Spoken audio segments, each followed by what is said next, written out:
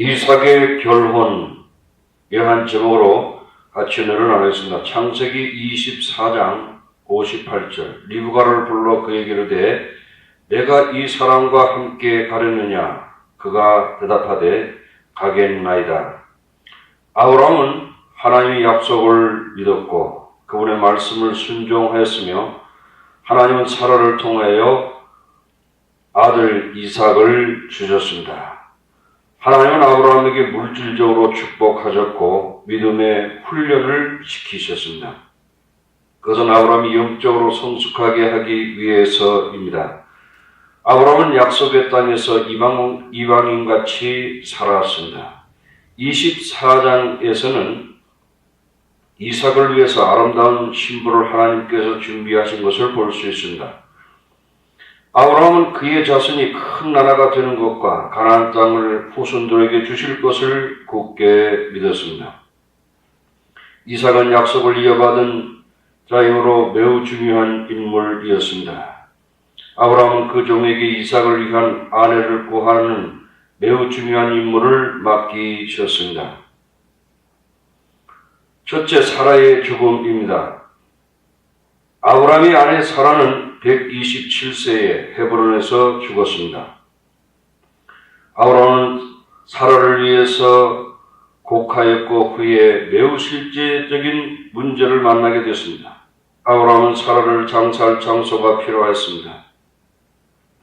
가나안 땅을 하나님께서 약속하셨건만 실제로 발붙일 땅도 주시지 않았습니다.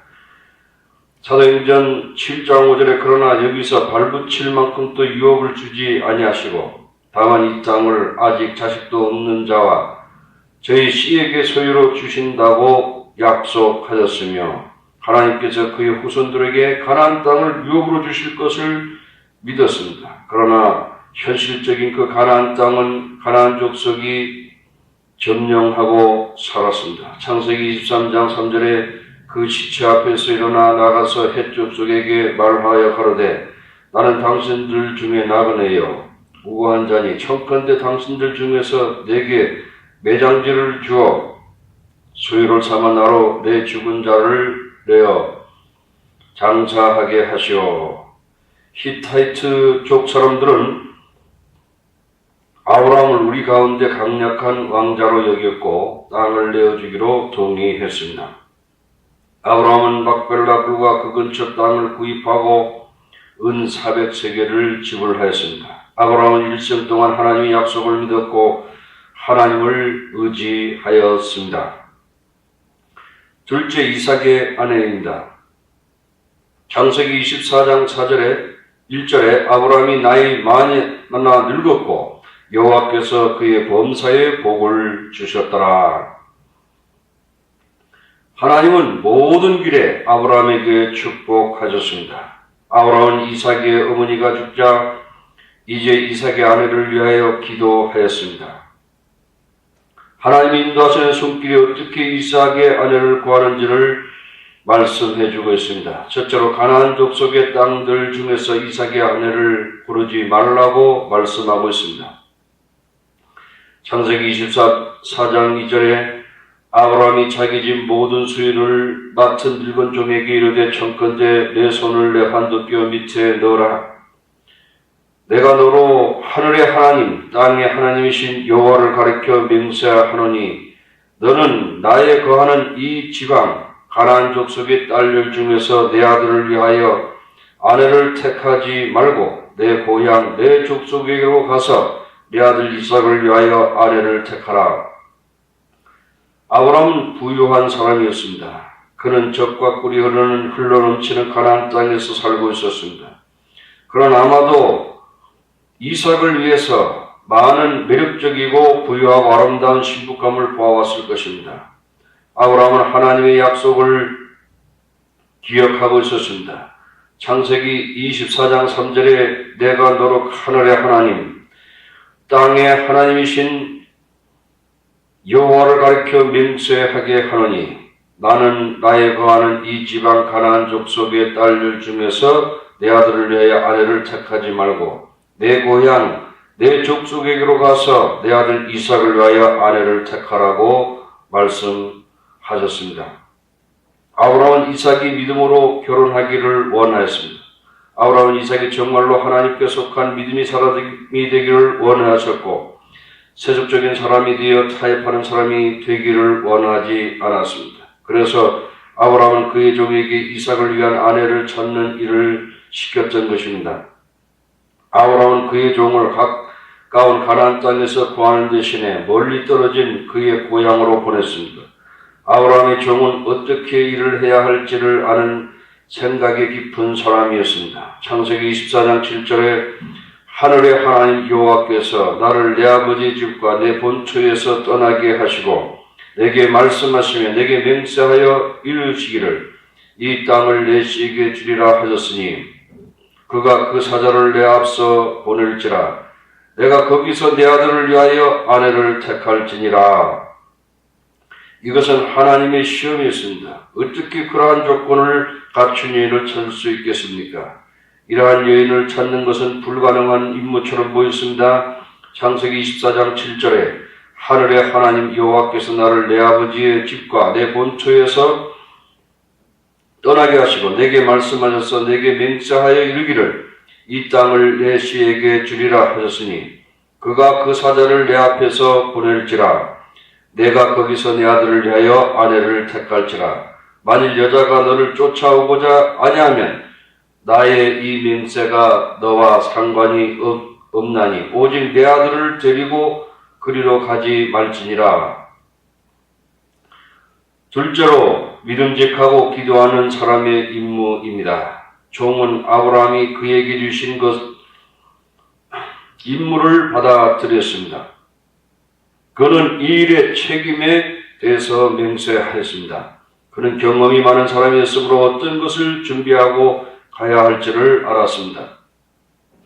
창세기 24장 10절에 이의 종이 그 주인이 약대 10피를 취하고 떠났는데 곧 그 주인이 모든 것을 가지고 떠나 메소포타미아로 가서 나홀의 성에 이르러 그 약대를 성 밖 우물 곁에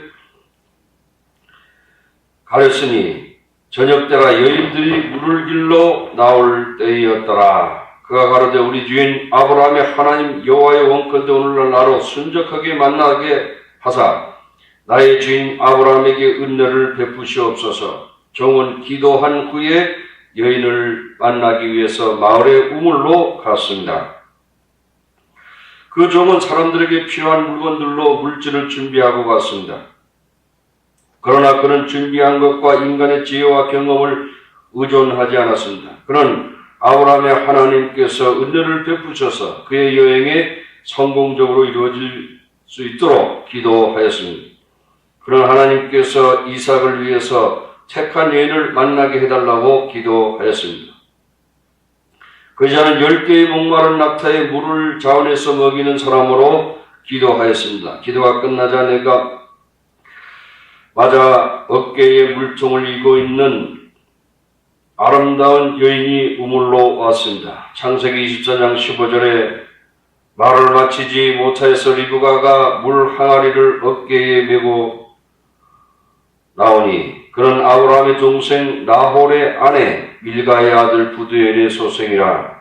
그 소녀는 보기에 심히 아름답고 지금까지 남자가 가까이 하지 아니한 처녀더라.